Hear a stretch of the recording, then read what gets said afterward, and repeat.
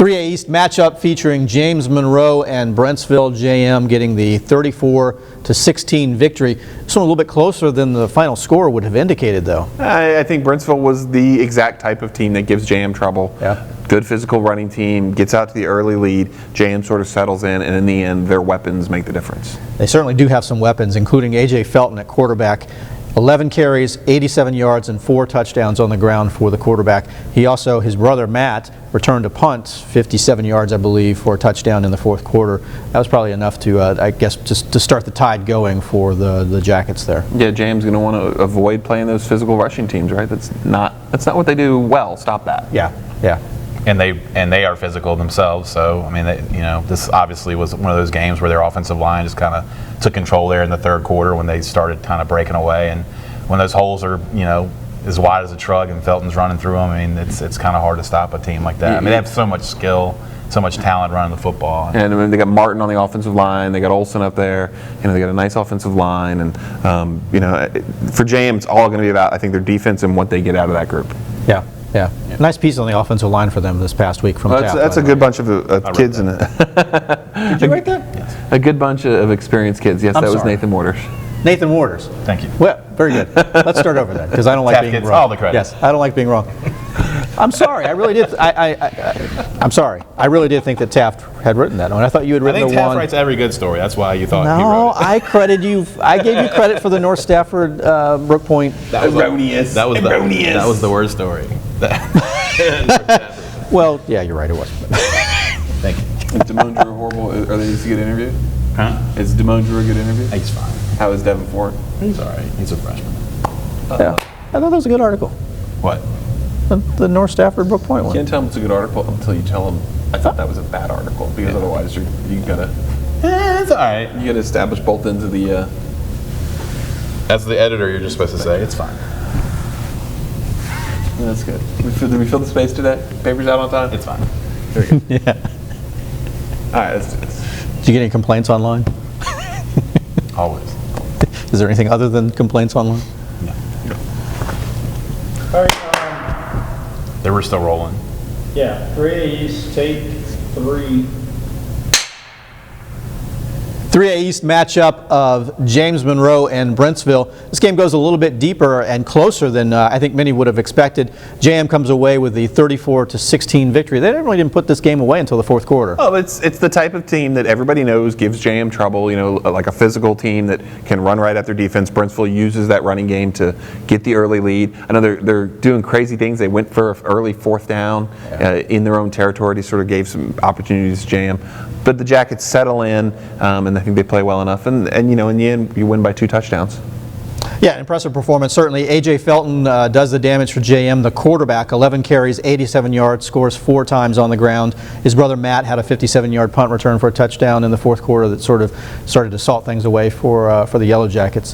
Maybe it's a good thing to have a little bit of a scare in the postseason. I mean, I don't know that they were looking past Brentsville, but you don't want to get too complacent. Yeah, certainly not. But I think James experienced enough, especially on that offensive line. They got a big group there. Brandon Martin and Wade Olsen. Those guys, they're going to make holes. Yeah, that group was the group that Rich Survey looked at the beginning of the season and said, all right, we've got a lot of young skill. We got a lot of guys we got to break in. We've got a new offensive coordinator. That was the constant, the offensive line. They came in, they were leaders. They really showed the younger guys how it's done. And they go out there and they play a physical game. And I mean, when your quarterback's running for 4 touchdowns, you're doing a pretty good job. And they got Weldon in the backfield too. Yeah. I think it's a very nice piece. JM can get it done on the ground and can wear those games out. To me, it's all about their defense. Deontay Nelson it starts with him at linebacker. He's been around for a long time now.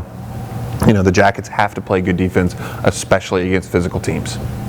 That was a nice piece on the offensive line, by the way, that you wrote. Nathan Waters. Nathan Waters, was that Wednesday's edition? I think so, Wednesday yeah. or Thursdays, I can't remember, but yeah, check that out if you didn't read it. Good. He's pretty good here. I'll give him some credit here. James Monroe pretty good too, though. They moved to 10-2 on the season. They get to make a trip to Hopewell. This one might be a challenge for the Jackets. You've seen Hopewell before. Yeah, this is. I think the Fredericksburg area is familiar with Hopewell from about 10, 11 years ago when they were at Division 5 and they beat Massaponax in the state championship game. That was in Richmond. This is a team that's moved down a couple divisions, but they're not lacking for talent, obviously. I will say this, though. They've had a few years, kind of a rough spell. It's been a while since they've had a winning team, and so this is kind of new for them. Maybe the experience of James Monroe with the success they've had at the playoff level, maybe that kind of plays in their favor there. Yeah, Hopewell is a team with balance. You know, they have a 1,000-yard passer, Cameron Hill, 1,200 yards, 16 touchdowns, 4 interceptions, and then they got a 1,000-yard rusher, Ronnie Walker, 1,006 yards. So not overwhelming in either phase. Sort of, it looks like they spread it around, get it to a lot of different guys, and sort of do what they can in that way. We've all seen JM in the last 10 years in playoff games where you go, this is the one where the Jackets run into a better team. And then what happens? Yeah, and then what happens, right. Exactly. They find a way. They take it on the road with them. You know, last year, 2 years ago, the run they made, last year getting down to Magna Vista, the Jackets find a way to win playoff games against teams that might be on paper better than they are. You're never going to count JM out.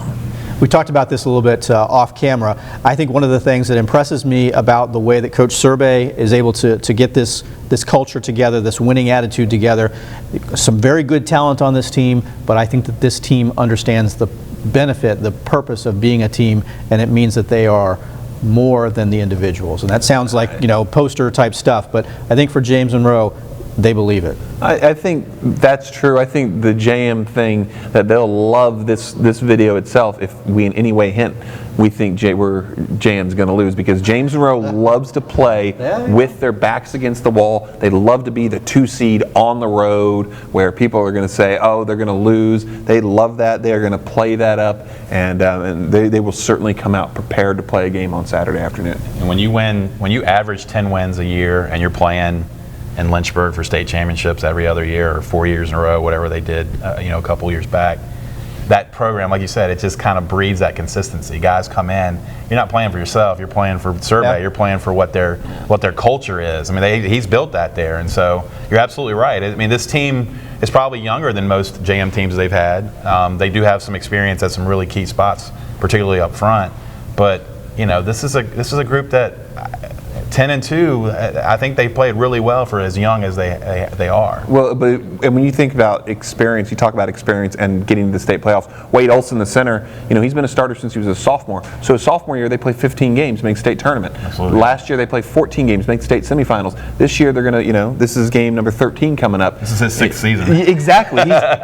He's played on average a half season more than a lot of players every single year. He's going on like his 5th season or his 6th season. Yeah, exactly. So James got a lot of experience in the right places. Hopewell is certainly a good team. There's going to be a lot of people that say Hopewell wins this game. Only a fool is going to bet against JM, though, because they just find a way to do it. Well, how about this? I'll go on the record. I think you guys are going to waffle a little bit here. So I'll add some fuel to the fire for the James Monroe populist approach, us against them. Hopewell wins this game. How about that? Again. Now go prove me wrong, JM. I want to see that happen. Yeah. You can reach Mark Coleman at, again, I think James Monroe certainly shown that they have players and they have athletes, and I won't pick against them. I've seen them. I've seen it happen too many times where you think JM is not going to win a game, and the Jackets they just sort of find the way to do it. Don't bet against JM in the playoffs. Yeah. You may or may not live to regret it. Playoffs on the road with somebody saying that they can't win. You've already settled it for them. JM's winning this football game. At Mark Coleman V2SN for your thanks. This is their wheelhouse. This is what they do. I'm teeing it up for them. That's what I'm trying to do here. Well, James Monroe with a 34-16 win over Brentsville. Check in next week when we recap what happens between the James Monroe and Hopewell game, round 3.